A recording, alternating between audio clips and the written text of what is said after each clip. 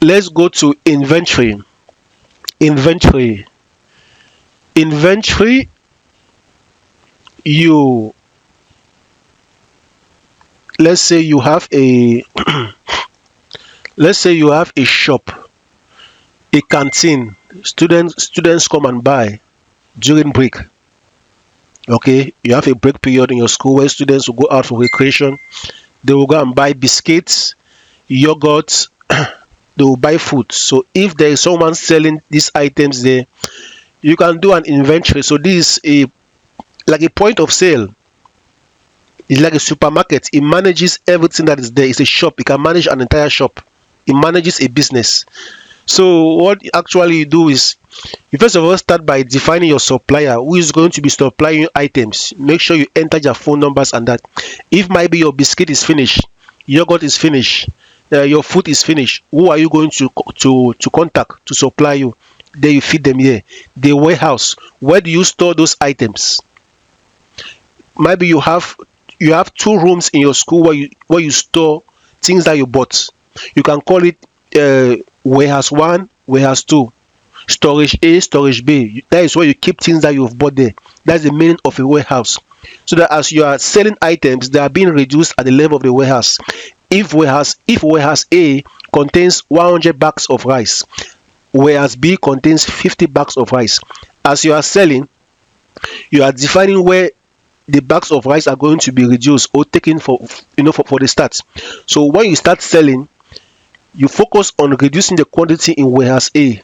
Warehouse B is closed because warehouse A has not been exhausted. So after everything must have been sold in warehouse A, you now go to warehouse B and you start taking items from there. If both of them have reduced, then you can now order for a supply, or you manage both of them at the same time. That's the meaning of a warehouse. The category you define. What are the things you sell? The category you put them under biscuit, you put them under food, you put some other drinks. Those are category. Everything that's beverages, so you can everything that people drink, you can put them under beverages. Something like what again? If it is food, you can put them under menu. So those are categories. Now the product are actually the things you sell.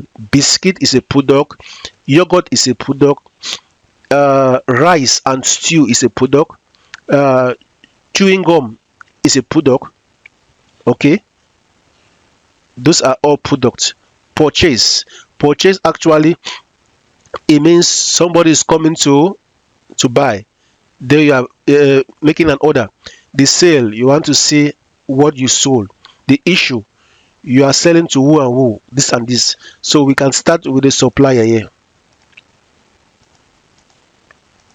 So we have to enter the name of a supplier.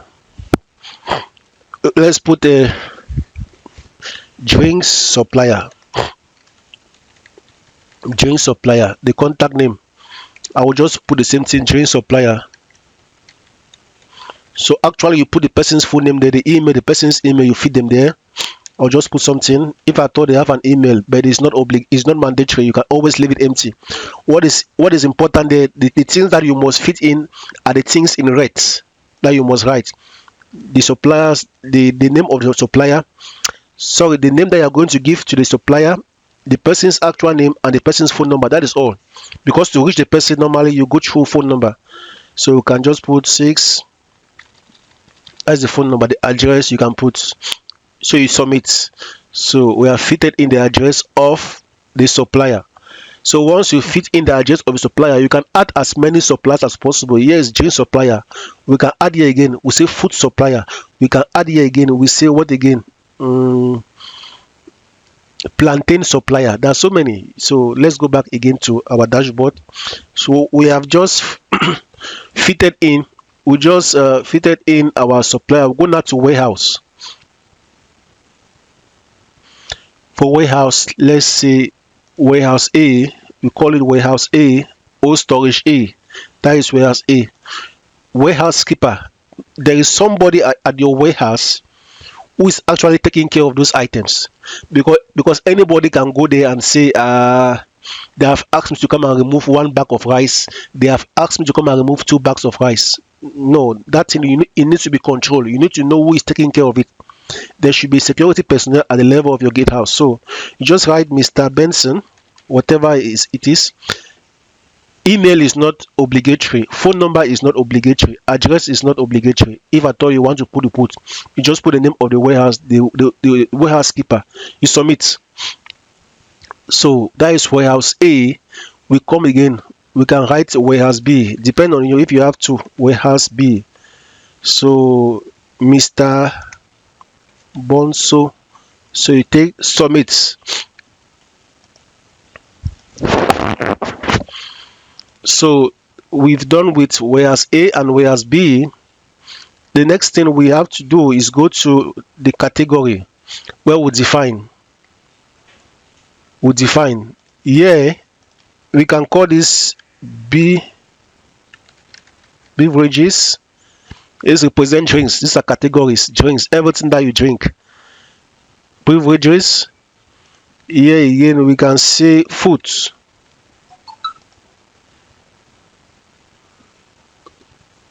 We can still add here maybe biscuits. All types of biscuits will be here. Those are categories. So I think we have defined that. We'll go back to our dashboard. We should be able to get the next one, which is the product. Actually, we have to create the product. What do we sell? So under biscuits, let's say Parle-G. That is the name of a particular biscuit. Let's give it actually a code, product code. I'll call it 0001. The warehouse. Now, where is this? Where are biscuit stored? If you have stored what you bought in the might be in town, might be so many cartons of biscuits. It depends on where you kept them, so that as you are selling, you know that they are being reduced in this particular place. So I'll choose warehouse A.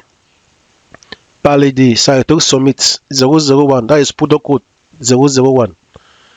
I'll add another product again. Might be foods.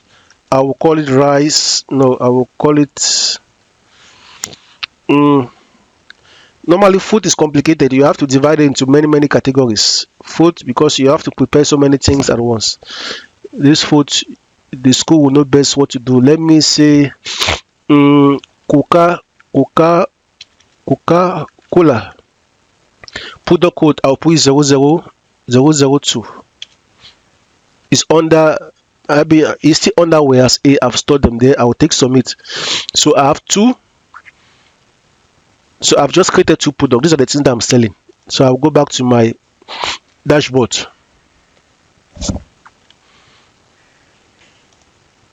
Yeah, I'll come now to my purchase. If I come to my purchase, I will take ads. Okay, I will take ads. Now, this is the real deal. This is what enables you to do calculations perfectly. At the level of the purchase, you are not selling to any student. No, you are telling the system that you have just gone to the market. You want to fill your warehouse.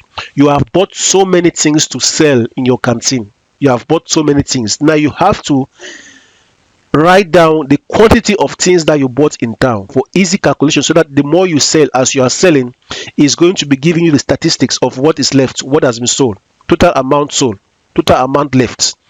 So here you select your supplier, the drink supplier. So here you will be selecting each supplier. So you have to create many suppliers. Supplier for food, for biscuits. So this is for drinks. So I will take for beverages. I went to the market. Coca-Cola, since there is just one here, if there are many, you will select the same 2, but you change each of them. For each of them that you change here, you have to define the quantity that you are buying. So since I have just one for now, the Coca-Cola, these are bottles. So I will just, the type of unit, depending on how you are selling. a piece. Let's just make things easy. Let's make things easy. Even if you are buying them, I don't know whether they're in crates or they call it pallets. Let's just count the, let's say, let's do them in quantity. Let's say there are 100 bottles. It is better. Mhm. It is better. Let's just say 100 bottles. 100 bottles of Coca-Cola. The unit price. How much do you sell? How much do you buy? How much did you buy one, or how much are you buying one? Okay, you are buying. So how much are you actually buying one? So let's say you are buying one for, let's say, 300. Buy one with 300. Which date did you buy them? On the 29th. This is a purchase date. Now you need to define it. It is going to help you. These products, when would they expire? It is going to help you with your accounting. Let's say they're going to expire maybe on the 31st, so that like 2 months after this, you should be able to know that no, those products will expire, so that you know how you are selling. The purchase by who is actually doing the purchase. When you create so many employees, you will choose them here. So we have actually done that. We take Summit, Coca-Cola, we have done that. We have 100 of them. You understand? So it tells you everything. So when you view here, you actually see the statistics about all of that. So let's go back again. Go back to the dashboard now. We'll go now to our sale. When we go to our sale, we'll now take ads. This is now when a student, anybody comes to your shop and wants to buy, you start selling. This is a point of sale. It gives you like something like a point of sale where you now choose those who are buying in your school. Since it is a school, you have to select the user who is coming to buy. Is it a student? Is it a teacher? If it's a teacher, you take teacher. The name of the teacher is going to appear. Teacher 1. The income, we have not defined any income head. So let's we did not discuss this in our accounting model. We are going to show you how to create income head, but for the purpose of this demo, let me just rush there and define an income head. It means these are the ways in which you make money in school. Accounting income heads. You can make money in school through donation. Somebody can donate school fees and the rest. So these are income heads. Maybe they were not defined for this particular school. So here, let's say shop. So many income heads have been defined here. So we first need to come to accounting here. We come to where we have fee type. When we come to this fee type, we have to select product sale. This is product sale. Okay, it's important. So we have to come to fee type. We take product sale. We can define each of them. Let's just say shop services. We can define as many. You can put the same thing down. When we put the same thing down here, we submit. Then we can go back to we can go back to our inventory. We go to sale. We take ads. Someone wants to buy. We take teacher. We take teacher 1. We take income head, shop services. It appears that the date of sale. Normally we'll make it automatic to be that same day. You must not select. We just take that. Now what are you selling? Is it biscuit? Remember we had 100 of 100. No, yes, it was it beverages? Yes. Remember we had 100 bottles of Coca-Cola. How many bottles is he buying? He's buying 2. Unit price. How much am I selling? Normally we bought ours for 300. So I will just sell one for 500 here. So you get it. So the payment status here, we will take payment method. We say cash. Is there any discount? Let's say discount of 2%. Okay, all of this you can authorize or not authorize. So grand total will be that instead of paying 1,000, he pays 999. That, let me just put 10%. It pays 990. So we submit. Okay, sorry about that error. We had an update and we just fixed it. So let's go back to inventory sale. So a student or a teacher or a staff comes to buy an item in a shop. We can say a student or a teacher, whoever you choose there. You can take class 1, sale to this student, income help, shop services. We just choose the date of today. What is he buying? Let's see, beverages, Coca-Cola. Quantity is buying 1, unit price 500, though we bought for 300. Payment status paid, cash, discounts, nothing. You can take submit. So once we take submit, it should give us, it takes us to the view of these students, where we can view. Normally, as you are selling in the shop, you don't give receipts, so this is just for the back end. The admin will check Coca-Cola quantity 1 sold this for accounting.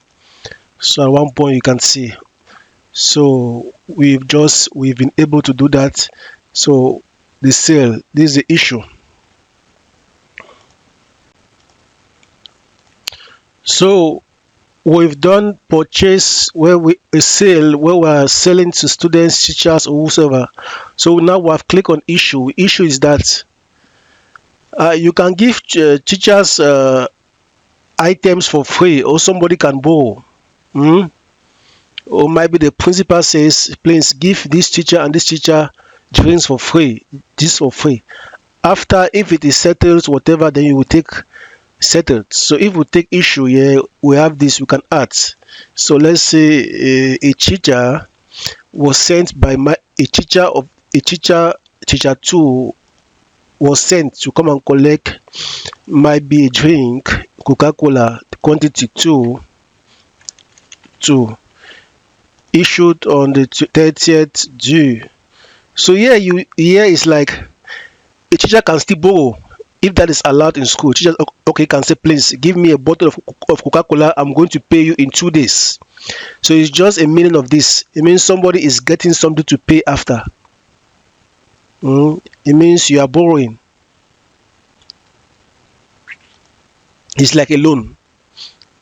So you give out the items for them to pay later. So due dates, when is this expected to pay? If he took it on the 30th or on the 29th, maybe he has to pay in 2 days time.